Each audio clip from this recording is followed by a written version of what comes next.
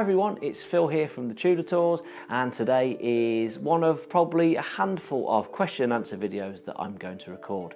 You can probably call it the Christmas edition. As you can see, I've got the Christmas tree up behind me, and we have a few familiar faces. We've got Henry VIII up there, Elizabeth I, Anne Boleyn, Catherine of Aragon, and a few others as well.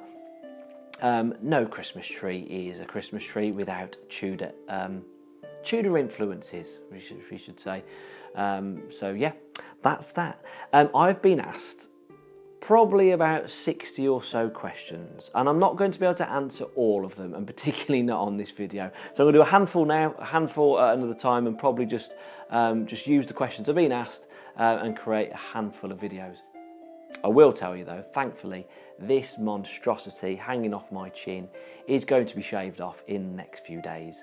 I've only got one final, it's not even a reenactment really, I've got a school tour that I'm doing in a few days' time. Once that's gone, see you later. I can also twiddle my moustache, look at that. Get some wax in there and I look Elizabethan, that's how I like to look. Anyway, let's get started on the questions, and I've got a few juicy ones, I would say, in here, so let's get cracking.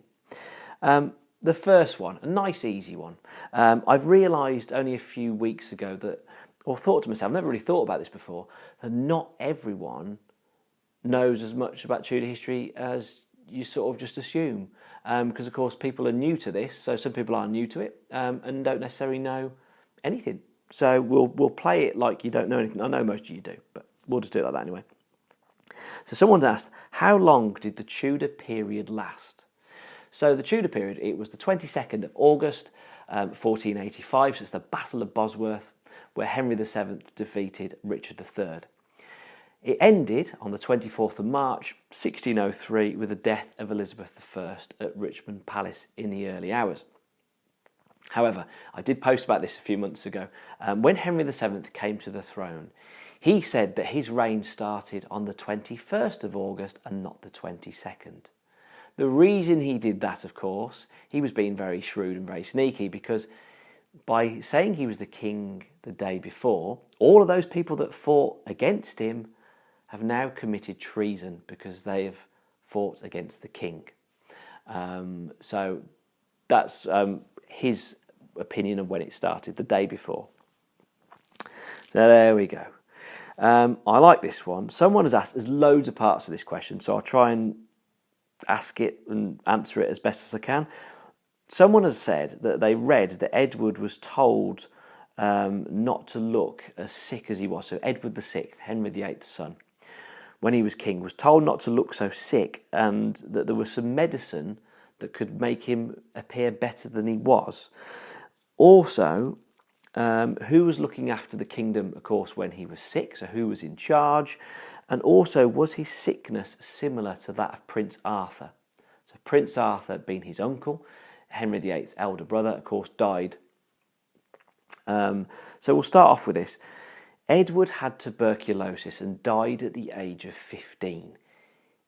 It's very difficult to disguise the fact if you've got cold or flu.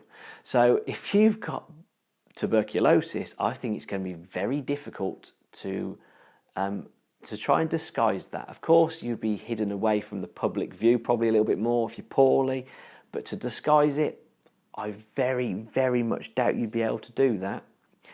But who was running the country? At this point, because before it was Edward Seymour, or other people know him as Somerset.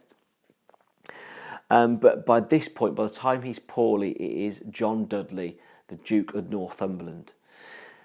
Now, so Duke of Northumberland was in charge, and he also basically had a hand in getting Lady Jane Grey into the device of the succession, because Lady Jane Grey was John Dudley's daughter-in-law. So of course he had what's the word I'm looking for? Basically, he wanted her to be queen. It'd do him a favour. So that's that.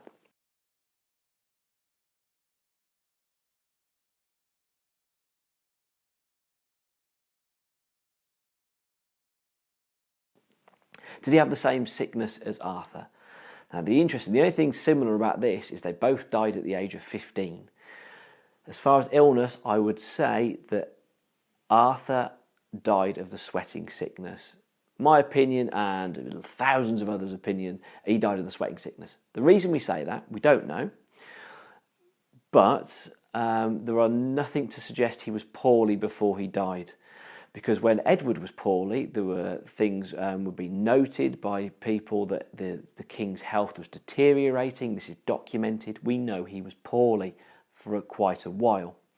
But with Arthur, there is no evidence to suggest that anyone wrote anything down. No member of his household said that he was poorly in anything. He just suddenly died. Now, the sweating sickness, as I've mentioned in my Worcester Cathedral video, it is said that you could be merry at dinner and dead at supper. He died suddenly. So to me, he died of the sweating sickness. The next question I love. So someone has asked me, someone I've actually met, a lady called Rebecca, asked me, she's seen that, or read or heard that Tracy Borman has said, so Tracy Borman, fantastic historian, has said that Cardinal Wolsey, well, if Cardinal Wolsey didn't hate Anne or didn't get on with Anne Boleyn so much, he may have found it easier to get the divorce granted from the Pope. So that's what she said. But the question has continued to say, do you think Wolsey is solely to blame for the break with Rome? I would say no. Now, in my opinion, and again in others' opinions, but in my opinion, personally, I think Henry would have broken with the Church of Rome regardless of what would have happened, regardless if he would have had a male heir with Catherine of Aragon, regardless if he fell in love with Anne Boleyn.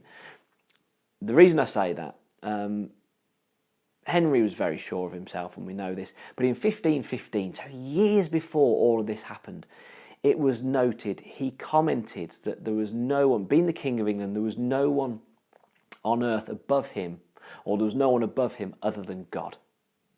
No mention of the Pope.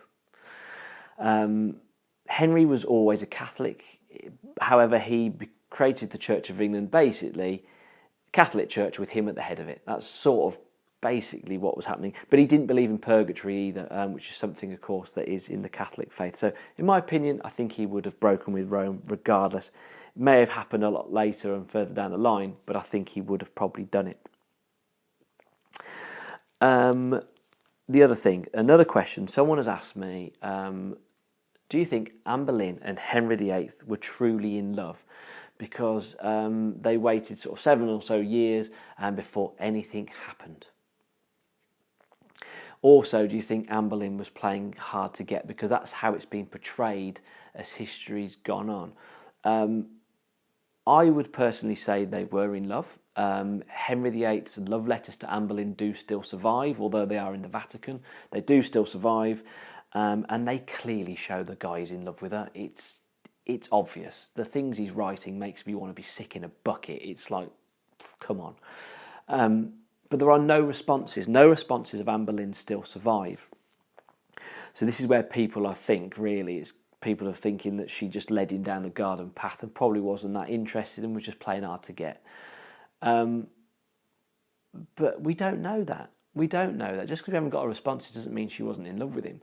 You know, look what happened when Henry VIII got Bessie Blount up the duff and got her pregnant, and Henry Fitzroy came about. It doesn't end well, does it? Let's face it. If you have an illegitimate child, so they probably wanted to do things the way it should be done. They wanted to get married and then certainly get pregnant after they got married. So yeah, they may have had a bit of a fumble and a bit of other kind of contact, but it wouldn't have probably been the full sexual experience. I don't know how to word that.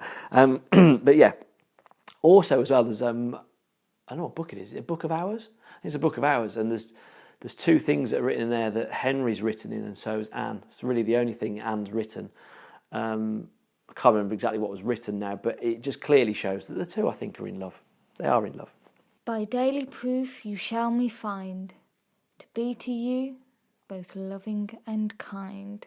Someone's asked, have I ever experienced anything spooky? So we're going off topic here. Anything spooky for all the places that I visited. Now, in a previous life, before the Tudor Tours even came about, I used to run paranormal investigations. I have been on literally hundreds and hundreds of paranormal investigations up and down the UK into some very spooky places. Not all of them, of course, have Tudor origins or anything to do with the Tudor period, but sort of abandoned prisons, asylums, castles, mansions, just houses, you name it, I've been there. Yes, I've experienced loads of things, sort of things that can't be explained. 99.9% of spooky things can be explained. It's that 0.1% that we can't explain. So yes, you hear tappings, bangs, and that kind of thing, and most of them can be explained. I was actually part of a small TV programme that was featured on Sky, to do with the paranormal. It was called The Paranormal Misfits, and we were filming at a place called the Galleries of Justice. I think it's now the Justice Museum it's called, and it's in Nottingham. And we filmed a number of times at this place. We did the pilot show there, and we did also one of our episodes there as well. And it's 6 o'clock in the morning. We've been there 12 hours. We're all really tired, and we're underneath the courtroom of the Galleries of Justice. And we're all standing around, and we're sort of calling out, if there's anyone there, can you make a noise? And all of a sudden, literally, I heard like a growl to the right-hand side of me, and the cameraman started running, and then literally an iron gate slammed shut. And when I mean slammed shut, I mean it was thrown shut. It was someone really threw the door. And I trusted everyone that was there. There was only about 10 of us in the whole building. No one did that. We've been there for 12 hours. Why had that gate not slammed before? There was no breeze coming through, and someone would have had to have walked past us to get to that gate. So that's probably the most spine-tingling thing that I've ever experienced. But yeah, I've seen things, I've heard things, and I think there's something there. There's got to be something there. There's too many normal people who've seen things for it not to be real. There we go. As for the rest of the questions, I will answer these in another video. So until the next time, hopefully I'll get one of these out before Christmas. If not, have a lovely Christmas and a lovely New Year, and I shall see you very, very shortly. So goodbye.